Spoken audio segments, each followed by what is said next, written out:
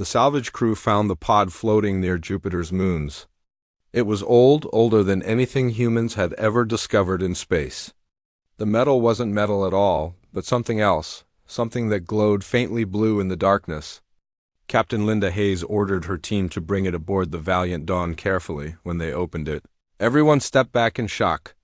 Inside was a creature from legend. A dragon? Not the kind from old Earth stories, but close enough. His body was huge, covered in scales that should have sparkled like jewels but instead looked dull and gray. His wings were folded tight against his sides. His eyes were open, golden and vast, but they stared at nothing. "Is it alive?" Linda asked. Dr. Peter Flynn checked his instruments. "Yes, a heart beating, brain working. But he's not responding to anything. It's like he's chosen to shut himself down." The news spread fast through human space. The Draconians were real. Everyone had thought they were just myths, stories that aliens told in bars. They had ruled this part of the galaxy 12,000 years ago. They were supposed to be brilliant, powerful, and wise. Then 500 years ago, they all vanished. No one knew why. Now humans had found the last one. And he wouldn't talk. They put the dragon in a special room with a force field to keep him contained. Scientists came to study him every day. They ran tests and scans. They tried to communicate in every language they knew. The dragon never moved. He just sat there, staring at nothing, silent as stone. 3 weeks passed. The dragon, who the old records called Vexeranos, remained still. Dr. Flynn started to worry. "His body is healthy," he told Captain Hayes, "but it's like he's given up. Like he doesn't want to exist anymore. Can we do anything?" Linda asked. "I don't know. We're trying everything." But they weren't trying everything. They hadn't tried the simple thing that 12-year-old Danny Cooper was about to do. Danny wasn't supposed to be on the containment level. Kids weren't allowed there. But his mother, Claire Cooper, was the chief engineer and worked long hours. Danny had learned how to slip past the security guards when he got bored. He'd heard people talking about the dragon in the mess hall. A real dragon. Danny had always loved dragons. His father used to read him dragon stories before bedtime. Before the war took him away, Danny found the observation window and pressed his face against the glass. Inside the room, the dragon sat motionless. He was beautiful, even with his dull scales. He was also the saddest thing Danny had ever seen. "You look lonely," Danny whispered. Even though he knew the dragon couldn't hear him, through the thick walls, the dragon didn't move. Danny came back the next day. He brought his homework and sat against the wall outside the window. He did his math problems and glanced up every few minutes to see if anything had changed. Nothing did. Scientists walked by, talking in worried voices. They didn't notice the small boy sitting quietly in the corner. On the third day, Danny brought a book. It was old and worn, one of his father's favorites. The pages were yellow, and the cover was bent from being read so many times. Danny missed his father. He missed the sound of his voice reading these stories. He opened the book and started reading out loud. He read about hobbits and adventures, about ordinary people doing brave things.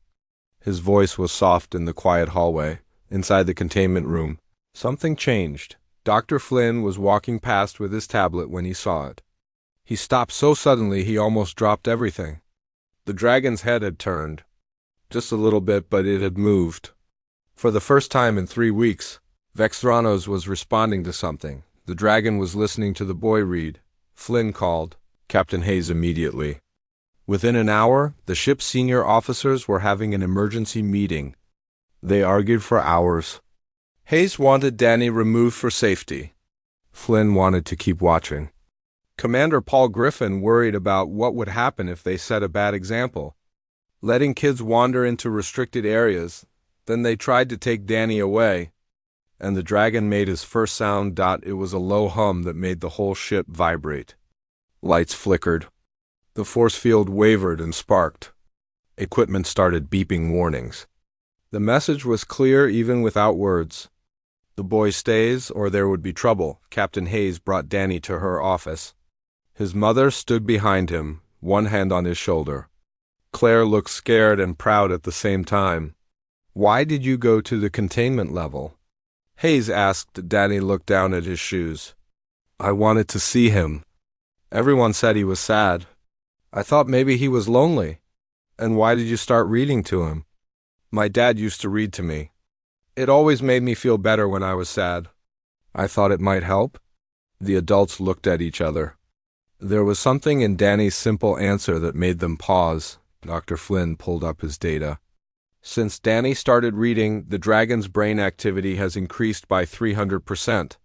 He's responding, specifically to this boy. Hayes rubbed her temples. She looked tired. All right. Supervised visits. 1 hour per day. Full security team watching at all times.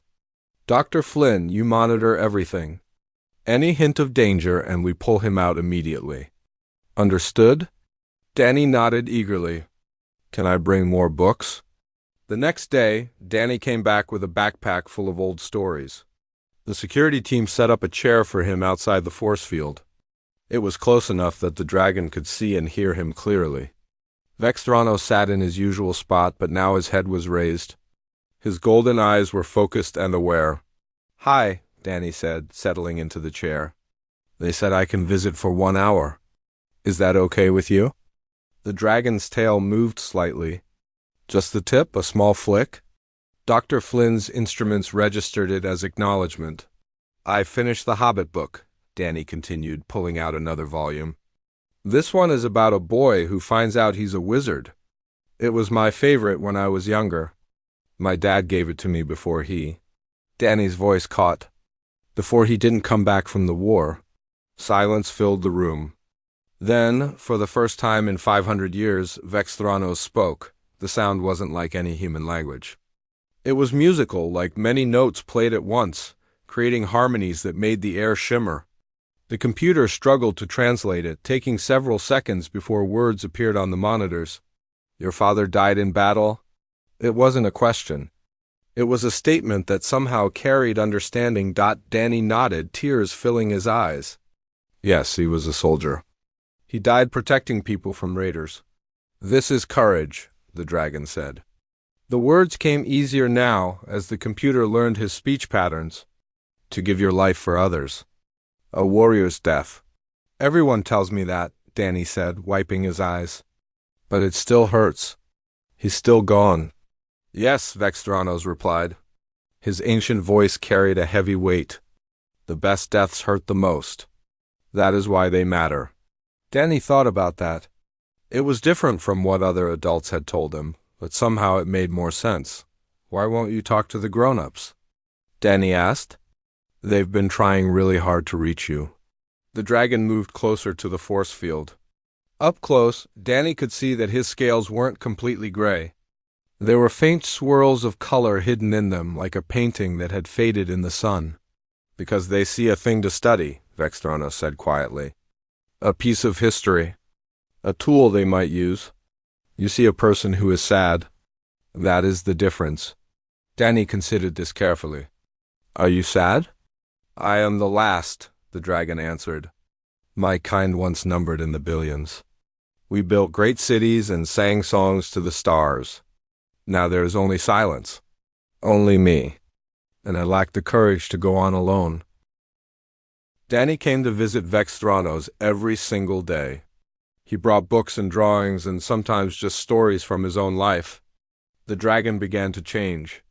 His scales started showing more color, hints of blue and gold emerging from the gray. His eyes grew brighter. He moved more, sometimes stretching his wings or shifting his position. The scientists were amazed. He's recovering, Dr. Flynn told Captain Hayes. His neural activity is almost normal now. All because of a 12-year-old boy reading him stories. It's more than that, Hayes said, watching the monitor that showed Danny and Vextranos talking.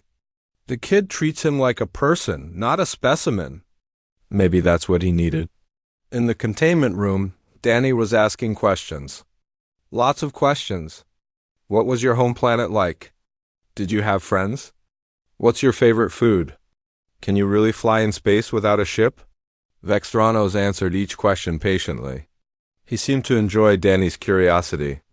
My homeworld was called Draconis Prime. It had 3 suns and purple oceans. Yes, I had friends, though that was very long ago. I do not eat as you do. I absorb energy directly from stars. And yes, I can fly through space. My wings create their own energy fields. That's amazing, Danny said, his eyes wide. Can you teach me about it? If you wish to learn, I will teach you. But draconian science is very different from human science. It might be difficult. I don't mind difficult, Danny said. My dad always said the best things are worth working for.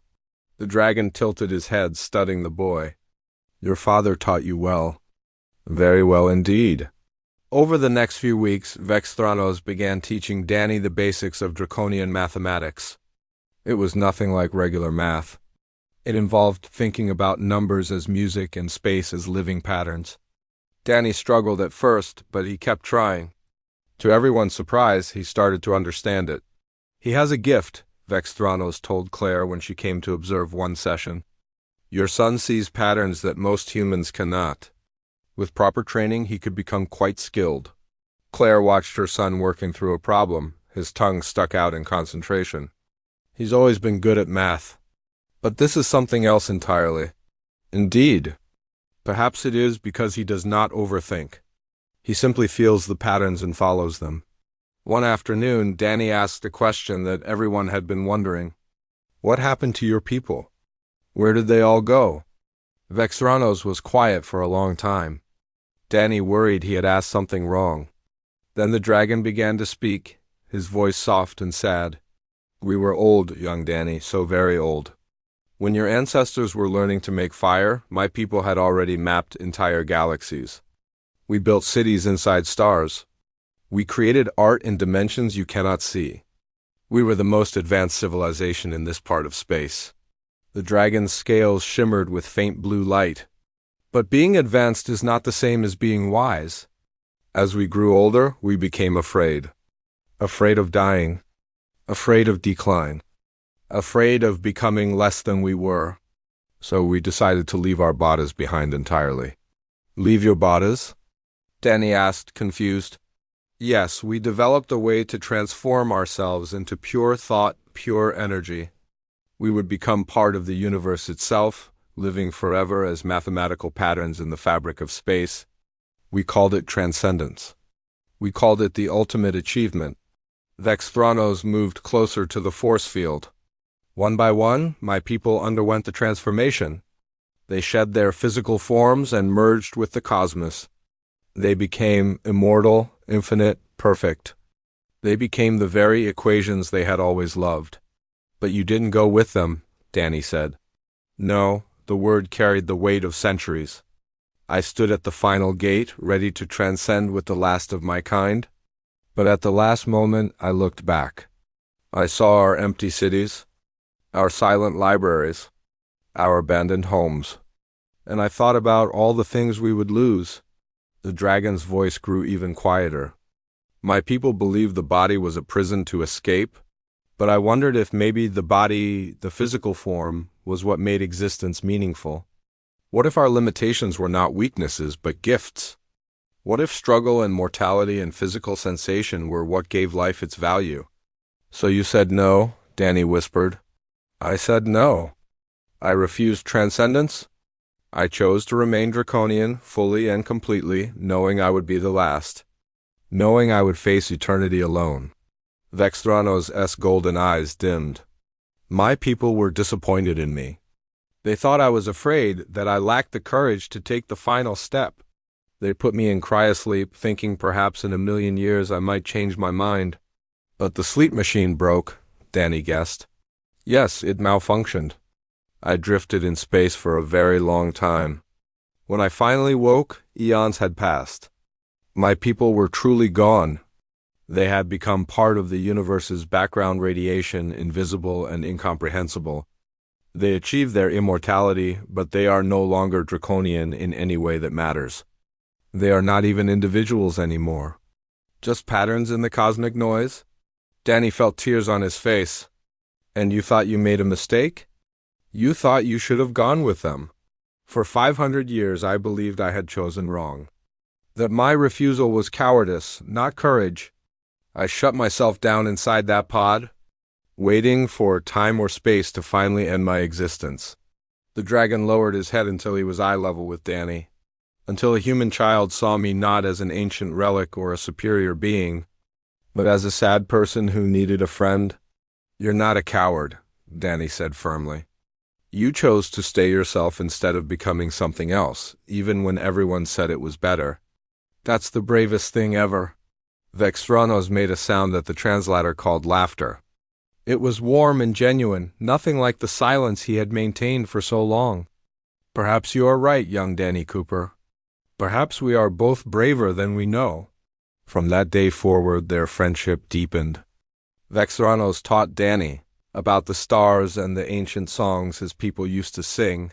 Danny taught the dragon about human stories, human hopes, and human dreams. They learned from each other. Dr. Flynn documented everything. This is unprecedented, he told his colleagues. We're witnessing the formation of the first true human-alien friendship, not based on politics or trade, but genuine connection. Captain Hayes watched the recordings and nodded. The kid did what we couldn't. He saw past the legend and made a friend. One day, Danny brought his sketchbook.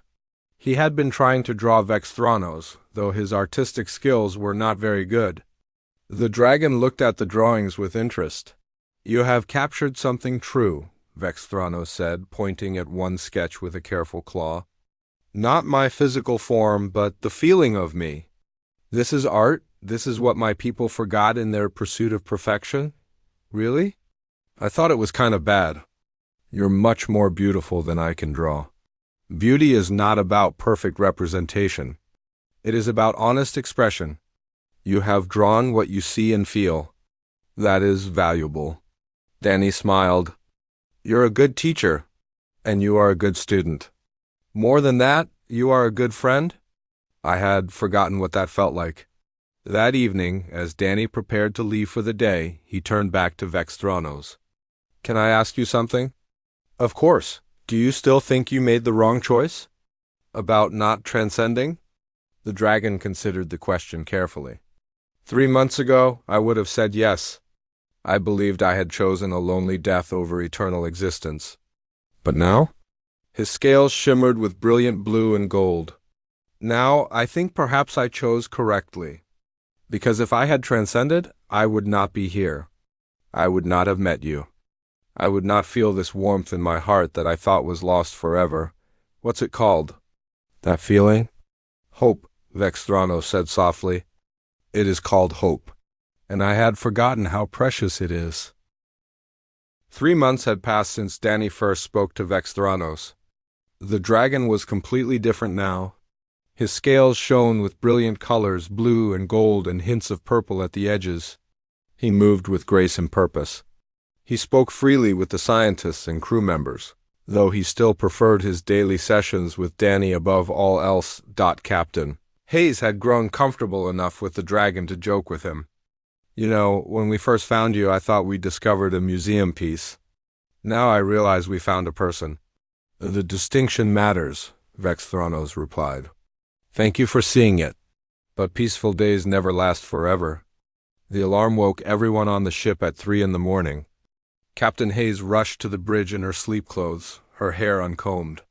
Report, she ordered. Commander Paul Griffin pointed at the display screen. Distress call from Titan's Edge colony. Raiders are inbound? They'll reach the colony in 12 hours. How many civilians? 600, including children. The colony has minimal defenses. A few mining lasers, nothing meant for combat. Hayes felt her stomach drop. Where are we? 18 hours away at maximum speed. And other ships? We're the only vessel in range. Hayes looked at the tactical display. 1 battle cruiser leading the Raider fleet plus several smaller attack ships. The Valiant Dawn was a science vessel with a small complement of fighters. They were not built for war. Get me the fighter wing commanders, Hayes said, and wake up the senior staff. We're going in. Griffin hesitated. Captain, we can't win this fight. Then we'll lose it. But those people need help, and we're all they've got. In the containment chamber, Vexthranos sat very still. He had access to the ship's communication systems now, part of the trust that had been built over months. He heard the distress call. He heard the crew preparing for battle. He understood what was about to happen. When Danny came for their morning session, he found the dragon standing at full height, wings partially spread. His scales glowed with an inner light. "You heard?" Danny said. It wasn't a question. "Yes, your people are preparing to fight an enemy they cannot defeat. They will do it anyway, to protect others." Danny sat down heavily in his usual chair. "The raiders killed my dad. 2 years ago, they attacked the colony where he was stationed. He held them off long enough for the civilians to evacuate. But he didn't make it out." "I know," Vexthranos said gently. "Your mother told me about him once. He was brave. Everyone says that. But I just wish he was still here." The dragon moved closer to the force field. "Danny, I have a question for you." "A serious one. Okay. I can help your ship defeat the raiders. I have abilities your people do not. I can fight in space without a vessel. I can disable ships and defend your people. But what I would do would be violent. I would destroy enemy ships. I would end lives to save lives. Does this trouble you?" Danny was quiet for a long moment. He thought about his father. He thought about the 600 people on Titan's Edge, people with families and dreams just like his dad had. He thought about the choice between doing nothing and doing something hard. "The raiders choose to hurt innocent people," Danny finally said. "You would be choosing to protect them?" "My dad always said there's a difference between fighting because you want to hurt people and fighting because you want to save them. Your father was wise. So you'll help?" "If your captain will have me, yes. But not as a weapon. As an ally making my own choice freely." 20 minutes later, Captain Hayes stared at Vexthranos through the video link, hardly believing what she was hearing. The dragon had outlined a tactical plan that was brilliant and terrifying. "You can really do all that?" she asked. "I am the last Draconian," Vexthranos said simply. "Before we became philosophers, my people were the greatest warriors the galaxy had ever known. I have fought in wars your species cannot imagine. But I will not do this as your weapon or your tool. I do it as a person making a choice, as an ally and friend. After this battle, I wish to be treated with full rights and freedoms. I wish for citizenship if your government grants such things." Hayes didn't hesitate. "Done, absolutely done. Welcome to the team, Vexthranos." "Thank you, Captain." "Now, shall we save those people?" The Valiant Dawn pushed its engines to maximum, racing toward Titan's Edge. In the cargo bay, crews prepared to open the massive doors to space. Vexthranos stood ready, his form magnificent and terrible. Danny watched from the observation deck with his mother and dozens of other crew members. Claire held her son close. "He's doing this partly for you," she whispered. "You know that, right?" "I know. But he's also doing it because it's right. That's what makes him good." The raiders dropped out of hyperspace right on schedule. They saw what they expected, a small, poorly defended mining colony and one science ship trying to evacuate people. Easy prey. What they didn't expect was the cargo bay doors opening and a massive crystalline form launching into the void. Vexthranos spread his wings and space itself seemed to bend around him. He generated gravitational fields that pulled at the raider ships. He manipulated electromagnetic currents that disrupted their systems. He moved through space like it was his natural home, because it was the raider captain tried to fire on him. But hitting a moving dragon in space was like trying to catch lightning. Vexthranos was among them in seconds. His claws, sharper than any human blade and reinforced with energy fields, tore through hull plating. His tail, moving faster than bullets, smashed weapon arrays. And his voice, his terrible, beautiful voice, sang notes that shattered their communications and confused their navigation computers. The raider battlecruiser tried to retreat, but Vexthranos was faster. He landed on its hull and ripped through armor that should have been impenetrable. Inside, raiders scrambled for escape pods. The dragon let them go. He was not there to kill for the sake of killing. He was there to stop them from hurting others. 7 minutes after it began, the battle was over. The raider fleet was disabled, dead in space. The battlecruiser was torn open but not destroyed. Most of the raiders had survived. Trapped in their ships waiting for capture, Vexthranos returned to the valiant Dawn, landing in the cargo bay with impossible grace. His scales blazed with color, and his eyes shone like small suns. When he entered the observation deck, the crew parted to let him through. He walked directly to Danny and lowered his great head. "Thank you," the dragon said, "for showing me that existence still holds meaning. That courage is not about power or knowledge, but about choosing to care when it would be easier not to." Danny, overwhelmed by everything he had witnessed, did something that made Dr. Flynn's eyes go wide. He stepped forward and wrapped his arms around the dragon's massive neck in a hug.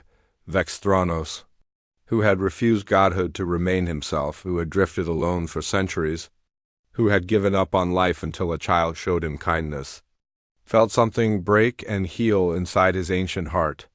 "You're welcome," Danny whispered. "That's what friends do." Around them, the crew began to clap. It started slow, then grew into thunderous applause. They were celebrating not just the victory, but something more important.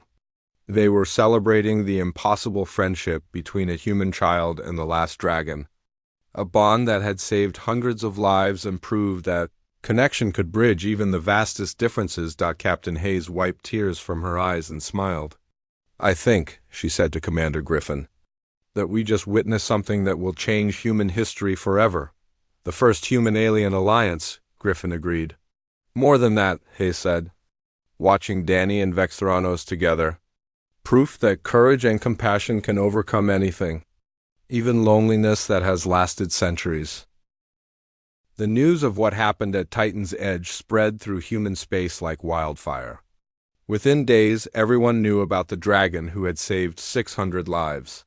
More importantly, they knew about the boy who had befriended him. Danny suddenly found himself famous, which he didn't like at all. Reporters wanted interviews. Scientists wanted to study how he had connected with an alien mind. Politicians wanted to use him for publicity. It was overwhelming. Captain Hayes protected him as much as she could. "The boy is 12 years old," she told one particularly pushy journalist. "He made a friend. That's the whole story. Leave him alone." But the real challenge came from Earth's government. 3 weeks after the battle, a delegation arrived on the valiant Dawn. They wanted to talk about Vexthranos. The meeting took place in the ship's largest conference room. Captain Hayes sat at one end of the table, the government officials at the other. Vexthranos was too large to fit in the room, so he appeared on a video screen. Danny sat beside his mother, nervous and unhappy about being there. The lead official, a stern woman named Margaret Stone, got straight to the point. "The dragon represents an incredible military asset. His abilities could change the balance of power in this sector. We want him to work for Earth's Defense Force." "I do not work for anyone," Vexthranos said calmly. "I am not an asset or a weapon. I am a person." Of course," Stone said, though her tone suggested she didn't really believe it. "But surely you understand the opportunity here. You could help protect millions of humans. You could be a hero." "I already help protect humans," the dragon replied. "At Titan's Edge, I did so as a choice, not as a duty. There is a difference. We're prepared to offer you anything you want. Money, property, status? Name your price." Vexthranos' eyes narrowed. "You do not understand. I'm not negotiating a contract. I am explaining a boundary. I will help when I choose to help, in the manner I choose to help, but I will not be commanded, controlled, or owned." Stone's face reddened. "That's not how this works. You're one being. Earth has billions of citizens who need protection." "Then protect them yourselves," Vexthranos said. "I have seen what happens when powerful beings become tools of governments. My people did this for thousands of years. We conquered and ruled and enforced our will across 100 worlds. We told ourselves it was for the greater good. But it was still wrong. So you'll just sit back and do nothing while people die?" Stone demanded. "I did not say that. I said I will not be your weapon. But I will be a friend to those who treat me as a friend. I will be an ally to those who respect my autonomy. The difference matters. The argument went on for hours. The officials wanted guarantees, contracts, control. Vexthranos refused every attempt to bind him to their service. Finally, Danny couldn't stay quiet anymore. "Why are you doing this?" he asked, his young voice cutting through the adults' debate. Stone looked at him with irritation. "Excuse me? Why are you trying to force him? He already helped us. He saved 600 people. He didn't have to do that. He chose to. Why isn't that enough?" "Because the universe is dangerous," Stone said. "We need every advantage we can get." "But he's not an advantage. He's a person." Danny stood up, even though his hands were shaking. "When I met him, he was so sad he wanted to die. He'd been alone for hundreds of years. Now he's finally starting to be happy again. And you want to turn him into a soldier who has to fight whenever you say so?" "It's more complicated than that," Stone began. "No, it's not," Danny interrupted. "You're scared, so you want to control him. But that's not how friendship works. That's not how trust works. If you try to force him, you'll just lose him. He'll leave, and then nobody wins." The room fell silent. Claire squeezed her son's shoulder, proud and terrified at the same time. Captain Hayes hid a smile. Stone stared at Danny for a long moment. Then she sighed and looked at the video screen where Vexthranos watched. "The boy is right, isn't he?" She said, "We're approaching this all wrong." "Yes," the dragon agreed. "So what do you want?" "Really?" Vexthranos considered the question carefully. "I want to live freely. I want to learn about this new era, this new galaxy where my people are gone. I want to help when I can, when it aligns with my values. And I want to maintain my friendship with young Danny, who saved me from a darkness I could not escape alone. That's it?" "That is everything." Stone leaned back in her chair, looking tired. "All right. No contracts. No obligations. But if we need help, if people are in danger, can we ask you?" "You can ask. I may say yes. I may say no. But you can ask, and I will consider it honestly. I suppose that's the best we can hope for." Stone gathered her papers. "For what it's worth, the boy was right. We were treating you like a weapon instead of a person. Old habits from old wars. I apologize." "Apology accepted," Vexthranos said. "Perhaps this is a new beginning for both our species." After the officials left, Captain Hayes organized a small celebration. The crew gathered in the mess hall, and for the first time, Vexthranos joined them. He had to stay near the door because of his size, but he was there. Part of the community, people approached him cautiously at first, then with growing confidence. They asked questions. They shared stories.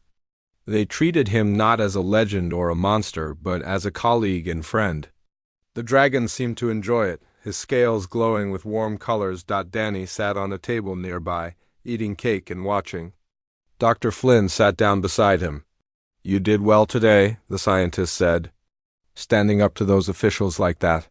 "I was scared," Danny admitted. "Being scared doesn't mean you weren't brave. It means you were brave despite being scared. Your father would be proud." Danny looked at Vexthranos, who was carefully holding a tiny cup of juice in one massive claw while talking to some engineers. "Do you think he'll be okay? I mean, long term?" "I think so," Flynn said. "He has a friend. That makes all the difference." Later that night, Danny visited Vexthranos in his chamber. The force field had been removed weeks ago. The dragon no longer needed to be contained. He was trusted. "Thank you for defending me today," Vexthranos said. "You did not have to speak against those officials." "Yes, I did," Danny replied. "They were wrong. You're not a weapon. You're my friend. And you are mine. My first friend in 500 years? Do you know how precious that is?" Danny climbed up onto a platform that had been built for him, putting him at a better height to talk to the dragon face to face. "Can I ask you something?" "Always. Do you think you'll stay here? With humans, I mean? Or will you want to go exploring once you're feeling better?" Vexthranos thought about it. "I do not know yet. The galaxy is vast, and there is much I have not seen. But I also know that connection matters more than exploration. Home is not a place. It is the people who care about you. So we're your home? You are my home, the Danny Cooper. You and your mother and Captain Hayes and Dr. Flynn and all the others who chose to see me as a person. Yes, I think perhaps I have found a new home after all. Danny smiled and leaned against the dragon's side. Vexthranos was warm, his scales smooth and pleasant to touch. They sat together in comfortable silence, a boy and a dragon, friends against all probability. Outside the window, stars wheeled slowly by. The universe was vast and often cold. But in this small room on this small ship, warmth and connection had driven back the darkness. And that, both of them understood, was a kind of courage all its own. 6 months after the Battle of Titan's Edge, Earth had changed in small but important ways. Humanity's first real contact with an advanced alien intelligence had sparked both excitement and fear. Some people wanted to reach out to the stars with open hands. Others wanted to build walls and weapons. But everyone agreed on one thing. Vexthranos was special. The dragon had chosen to make his home on Earth's moon. Humans built him a special habitat there, one that opened to space on one side. He refused payment or special treatment. All he wanted was access to Earth's libraries and regular visits from a certain 12-year-old boy. Danny took a shuttle up to the lunar habitat every weekend. His mother came with him sometimes, but often she let him go alone. She trusted both her son and the dragon. Today, Danny sat on a platform overlooking the vast emptiness of space while Vexthranos did calculations. The dragon moved through the vacuum like a dancer, his wings spread wide, his body tracing mathematical patterns that Danny was just beginning to understand. "You're getting better at the advanced equations," Vexthranos said, returning to the platform and folding his wings. "Your teachers at school say your math scores have improved dramatically." "It's because you make it make sense," Danny said. "Regular math is just numbers. Your math is like music. That is how my people saw it. Everything is vibration and harmony, pattern and rhythm. The universe sings, and mathematics is the language of its song." Claire came out onto the platform carrying drinks. She had become comfortable around Vexthranos, treating him like an odd uncle rather than an alien legend.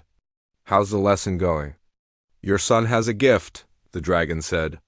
"With proper training, he could become quite accomplished in draconian mathematics." "That's good, because his regular school called. They want to know if you'd be willing to give a lecture to his class about space travel and alien cultures." Vexthranos tilted his head. "They want me to speak to children? If you're comfortable with it. No pressure." The dragon considered. "I think I would like that. Young minds are more open, less burdened by assumptions. Yes, I will do it." The lecture happened 2 weeks later.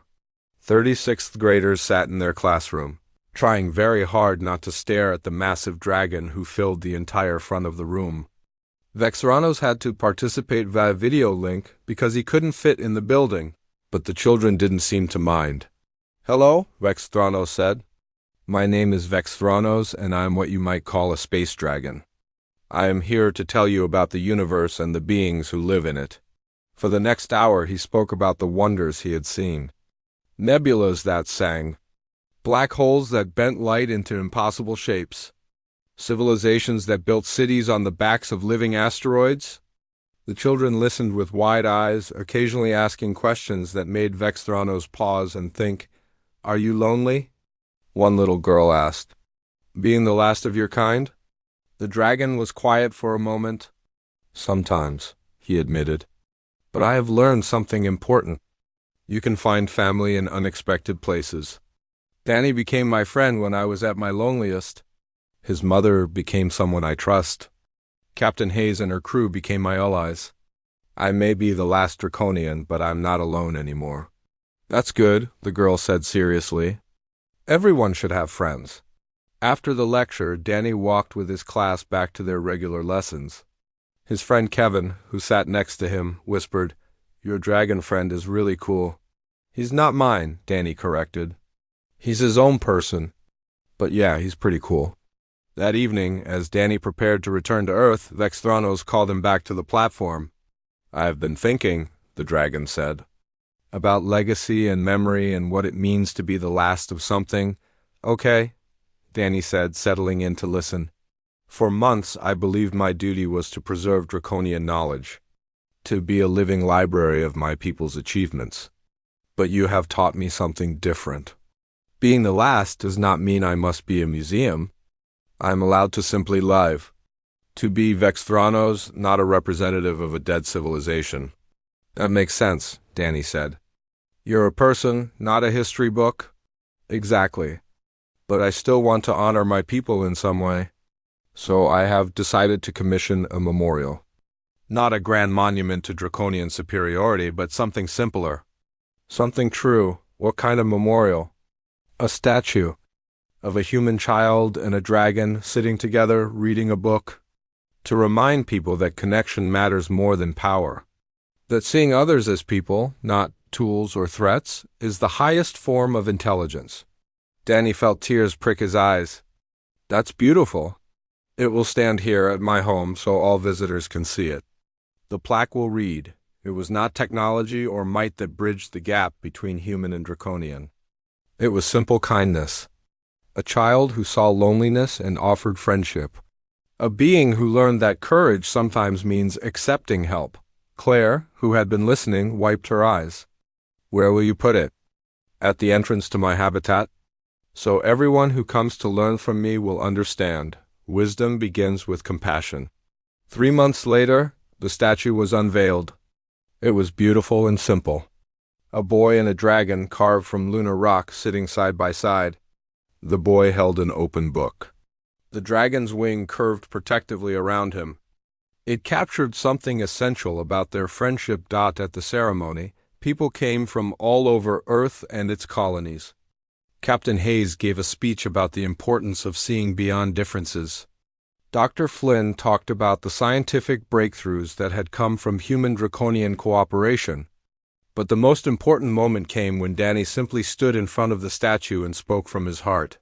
"When I met Vexthranos, I didn't know he was the last of his kind or that he was ancient and powerful. I just saw someone who looked sad and lonely. I did what my dad taught me to do. I tried to help. I think that's what the statue means. It doesn't matter if someone is alien or different or from another world. If they need a friend, you can be that friend. That's courage. That's what makes us human. And maybe that's what makes us worthy of reaching for the stars." The crowd applauded, but Vexthranos was silent, watching the boy with ancient, knowing eyes. When the ceremony ended and most people had left, the dragon approached Danny and his mother. "You have given me a gift beyond measure," Vexthranos said softly. "You gave me a reason to continue existing when I had given up. You showed me that even the last of something can find purpose and joy. For that, I am eternally grateful." "You gave me something too," Danny said. "You taught me that being brave doesn't always mean fighting. Sometimes it means staying when you want to run. Sometimes it means helping someone even when you're scared. My dad was brave in battle, but you're brave in a different way. You're brave just by choosing to keep going." The dragon lowered his head, touching his snout gently to the boy's forehead. "Then we have both learned well." As the sun set over the lunar surface, casting long shadows across the memorial, Danny and his mother prepared to return to Earth, but they would be back. Every weekend without fail. Because friendship doesn't end. Connection doesn't fade. And courage, true courage, is built in small moments of kindness that echo across time. Vexthranos watched their shuttle depart, then turned to look at the statue. In the fading light, the carved figures seemed almost alive. A boy and a dragon together. Different in every way that didn't matter, united in the ways that did. The last draconian spread his wings and sang.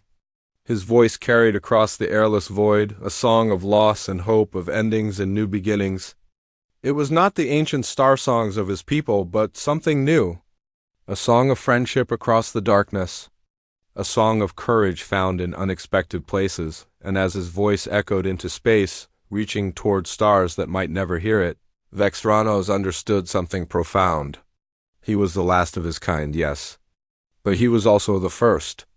The first draconian to truly understand that being powerful was less important than being kind. That having all the answers was less valuable than asking the right questions. That living forever as an equation was nothing compared to living fully as yourself. Even if only for a little while longer. Danny had taught him that. A 12-year-old human child who saw past legend and power to the lonely person underneath. And in teaching him, the boy had given him the greatest gift imaginable. The courage to speak again, the courage to hope again, the courage to be alive again, and that, Vexeranos knew as his song faded into silence, was worth more than all the transcendence in the universe. The last dragon had refused to speak, until a human boy showed him true courage. And in speaking, in connecting, in choosing friendship over isolation, both of them had discovered what it truly meant to be brave, not fearless, not perfect, not all-knowing, just willing to try, willing to reach out, willing to see others as they truly are and offer them what they need most. Sometimes that's all courage really is, and sometimes that's everything.